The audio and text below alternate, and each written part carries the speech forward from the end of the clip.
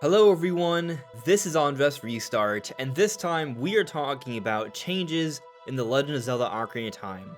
So this is a series I've been doing for a little while before the Ocarina of Time remake was confirmed, and we got as far as the Water Temple before the confirmation of this remake. Now, we do not know just how ambitious this remake is going to be. We've seen Nintendo describe it as a rebirth for the game on the Nintendo Switch 2 as a full remake. They've also said that, and we've seen the trailer, or at least that initial teaser, and there are some significant redesigns here, and there are even some elements that lead me to believe that there's going to be some fairly substantial new content. That's my belief, it's not confirmed, but certainly it's very clear that this is probably going to be Nintendo's most ambitious remake ever.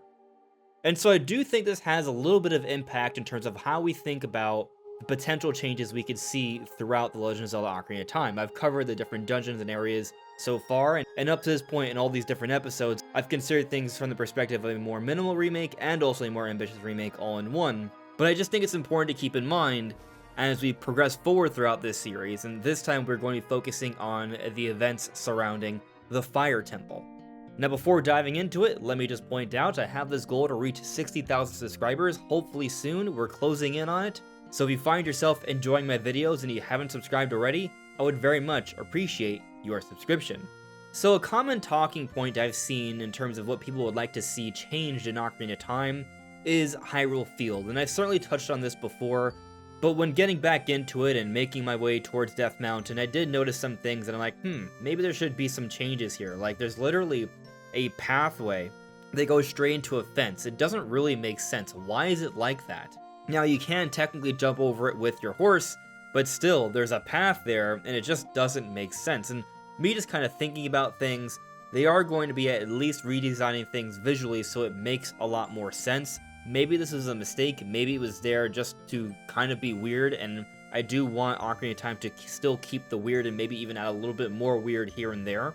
But right now I'm just thinking with the visuals in mind, like the path is not just going to be a flat texture. We're going to see some rubble, we're going to see some dirt and rocks, we're going to see little blades of grass sticking out. It's going to look a lot more natural. And so with that in mind, they may also be thinking about what they're going to do with putting a fence through that. That may not make as much sense. It's going to be a little bit more of an intentional thing there. And so while this may be a subtle little thing, it's something I've thought about every time I've played this game. Like, why is that there? It's such a weird placement. So either A, they're going to fix it, or there's going to be some other level of detail there that will help us to understand better what's going on with that. Now, getting back to Kakariko Village, I decided to stop by and play that bow minigame where you shoot the rupees. And doing this, I'm reminded of just how awkward or difficult it is to aim around. And so with modern Switch 2 controls, things are going to feel a lot more fluid, a lot more natural, more intuitive. And I know I've been making these comparisons quite a bit, but you take a look at Star Fox and what they did with that, even though the levels, the main campaign levels, were recreated one-to-one, from a control perspective, everything feels a lot better, a lot smoother, a lot easier to control. And so I imagine something similar is going to happen with this Ocarina of Time remake. Looking around, moving around, aiming around is all going to feel a lot better, a lot smoother, a lot easier to control. Now with these improvements, inherently, that also makes the game easier, so I do hope they consider that when balancing the difficulty in this version of Ocarina of Time. But I also imagine they're going to want to take advantage of the mouse controls as we've seen with a lot of different Nintendo games, and I do want to see that. Gyro controls is a given that needs to be there, as we've seen with many Zelda games up to this point already. And while mouse controls may seem kind of weird for a game like this, I think at the very least when we're playing mini-games, we may have the option to switch to mouse controls just for these mini-games. I think that could work out pretty well. However, I'll consider something here. What if they actually do make a mouse control mode as just kind of like one of the ways to play this game? Think about this for a moment. What if the mouse controls, yeah, when you're holding your bow or your hookshot or your boomerang, you're going to be aiming around. But how about when you're not doing that? How about maybe the mouse controls could function as a cursor for Navi, and you control Navi with the mouse controls? That would be very interesting. And let me put in another consideration here, and I know not everyone's going to love this idea, but reminder, this would be optional like other Nintendo games, but what if they were to add some sort of subtle cooperative mode? Maybe in this cooperative mode, you control Navi through mouse controls. I think that would actually be really neat. especially if Nintendo is considering different difficulty options here, where maybe, yeah, they do design the game in a way where it can be more accessible through cooperative play, maybe an easy difficulty, but also they make sure to retain that difficulty with maybe a hero mode or something like that, or they just design the game in a way where you feel the challenge depending on the choices you make, kind of like Breath and Tears, although I think that would be maybe them going a bit too far. Anyways, I wouldn't be against them adding kind of like a mouse mode to control Navi for at least co-op. I think it would be a neat little thing to include. Now, as I'm making my way up Death Mountain, something I noticed. As you see here, the Tektite and the boulder crossed paths. And what's interesting about this is that now that I have Breath of the Wild and Echoes of Wisdom and Tears of the Kingdom fresh in my mind, this looks weird to me. If a boulder runs over a Tektite in modern Zelda, that Tektite is at least going to get injured, but more probably will simply be crushed. But in Ocarina of Time, because it came out in 1998, they didn't design enemies in this way. They were not impacted by the environment, but I think in Ocarina of Time, things like this should happen. If a boulder runs into a Tektite, it shouldn't just go through as if it just doesn't exist, but it should actually hit it and cause an impact, at least do some damage. And I think something like this should apply across the board here, especially if we're considering that they may be playing around with the difficulty. I've talked about before how maybe they'll even enhance the combat system, redesign enemies and bosses, maybe include some more enemies.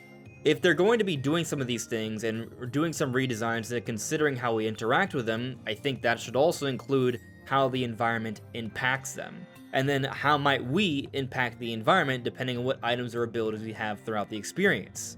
And I'm actually going to put a pin on this subject because I'm going to circle back to it when I get later into the video when discussing elements of the Fire Temple itself. Getting back to Goron City, when you're here for the first time as an adult, you'll notice that there's just not any Gorons around. I imagine this will stay the same, but there is one Goron you'll meet, a young Goron. And as it turns out, this Goron is actually the son of Darunia, and he's named Link after you, which means he was born during this 7-year gap here. And this is really cool, but in Ocarina of Time, when taking a look at his design, he just looks like a normal Goron. All the Gorons pretty much look entirely the same save for Darunia. Some are just a little bit bigger than others, or a lot bigger in some cases, but there's no other difference visually. And this Goron here is actually kind of an important Goron. You need him to get to the Fire Temple. Maybe there could even be some new cutscenes added in where he's talking and there's a little bit more to his story. He even talks about Volvagia and drops some lore with that, and I think Volvagia actually, the big dragon that you're going to fight at the end of the Fire Temple, they should be changing some things around there or adding a little bit more lore detail. Like when they talk about how Volvagia could escape Death Mountain and just burn all the fields and tear down villages and such, maybe there should be some sort of visual indication of that, some sort of ominous scene. Like perhaps they could really build on the lore here and depict Volvagia somewhat like Smaug from The Hobbit. But I'll also be circling back to Volvagia later. Main point here though is that I would like to see the Gorons all have their own unique designs, and Goron Link, as in this young Goron who's named after Link, I want to see a little bit more done with him. At the very least, so it's easy to tell who's who when I revisit Goron City later on once the Gorons have returned. But when you get up to Death Mountain, I also think it's going to be very interesting to see how they depict the giant Goron. What's the story with that? Will there be any sort of explanation as to how he got there? Because you see where he's sitting and it's like a giant crater. Maybe they don't have to go that deep, maybe he just climbed up there and we're just supposed to sort of imagine that. But they could go deeper here and they could explain this a bit. Now making your way into the Fire Temple though, I wouldn't mind it if they were to redesign things here a little bit where they make it a bit more challenging to get to. Like there is a hidden path you have to find and that's cool, but I wouldn't mind if there was some extra platforming involved here, or perhaps even more intelligent use of the hookshot or the bombs. I've discussed in the past how I think it might be a good idea, depending on just how ambitious they're going to go with this remake or reimagining for Ocarina of Time, where they take a look at some of the items in Ocarina of Time, and perhaps sort of think of them as some of the big abilities we saw in Breath of the Wild and Tears of the Kingdom, or maybe even take some cues from Skyward Sword, something like a little bit of a hybrid. And so what I'm getting at here is where you take certain key items, and they are redesigned in the way alongside the world to where they can be used in various ways. A wide variety of application, which will lead to more experimentation and fun exploration as well.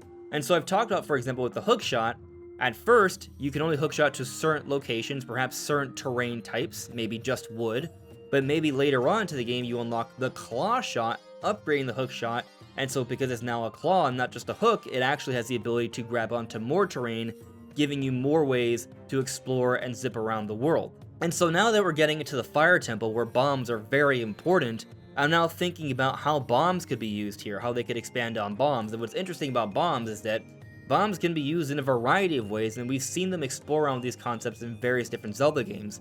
You do have the bomb choose, but also we could bowl bombs, we can chuck bombs, we could attach bombs to arrows depending on the Zelda game. Perhaps they could find ways to incorporate bombs in all these different ways, and the ability to do these different things with the bombs will expand as we progress throughout the game. So it's just a thought that sort of crossed my mind as I was making my way into the Fire Temple. But another thought that crosses my mind, when we see this scene here with Sheik, right before the Fire Temple, it becomes very apparent that Sheik is trying to keep his distance from Link, which is certainly hinted at in other scenes as well, but I would love to see this explored further. I think a lot of people would like to see actually what is going on with Sheik.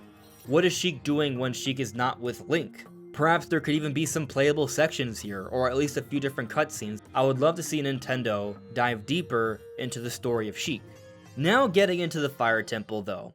In my mind, I think Nintendo should be redesigning each dungeon, each enemy, each boss fight. We've seen from the teaser trailer that they've greatly redesigned the Deku Tree, they've greatly redesigned Link's room and Link himself. These are substantial changes from a design perspective, and it gives me a lot of optimism that they are reimagining things here. And when we consider modern expectation, I do think the world of Ocarina of Time is going to need substantial redesigns here.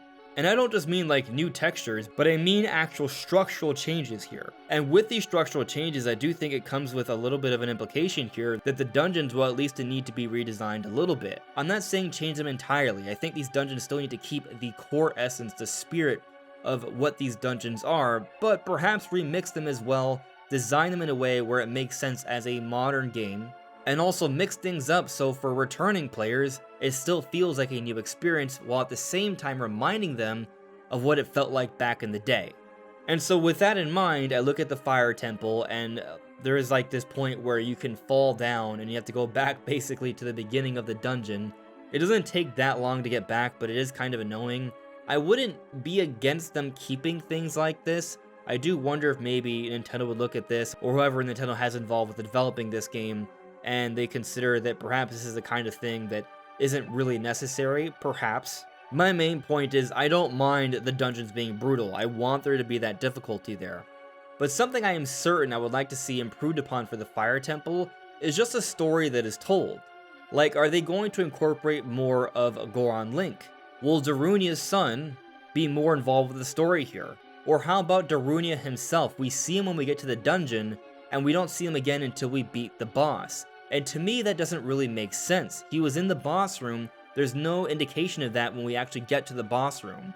So I want to see changes there from a story perspective to explain this. I've touched on this before with Princess Ruto as well. We meet her in the Water Temple, but then don't see her again until we get the medallion. It doesn't make sense from a story perspective, and things like this we perhaps may have glossed over back in 1998, but now it would just be weird. Like, imagine if Nintendo were to make Ocarina of Time now, and they were to do this, it would just be considered a really bad decision.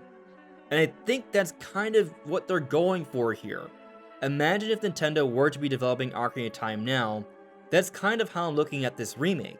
We'll see if it's to a greater extent once Nintendo gives us more details, but I do think story elements like this make sense. Also, there's mention of the fire spirits by Darunia when he gives you the medallion. I think the medallion should give you powers. That makes sense. Or at least change the dialogue so we're not wondering about what powers we were given even though there were no actual powers given. Initially, the medallions were supposed to give you abilities, and I've talked about this before, how the initial concept of the medallions has essentially been done in Breath of the Wild and Tears of the Kingdom when you obtain the powers of the sages and the champions. They could do this again. But this mention of the fire spirits has me wondering about the Fire Temple itself. What is its purpose? When I think about fire spirits, that makes more sense. Maybe there is a worshipping here of something, and so I want to see the walls depicting some sort of history.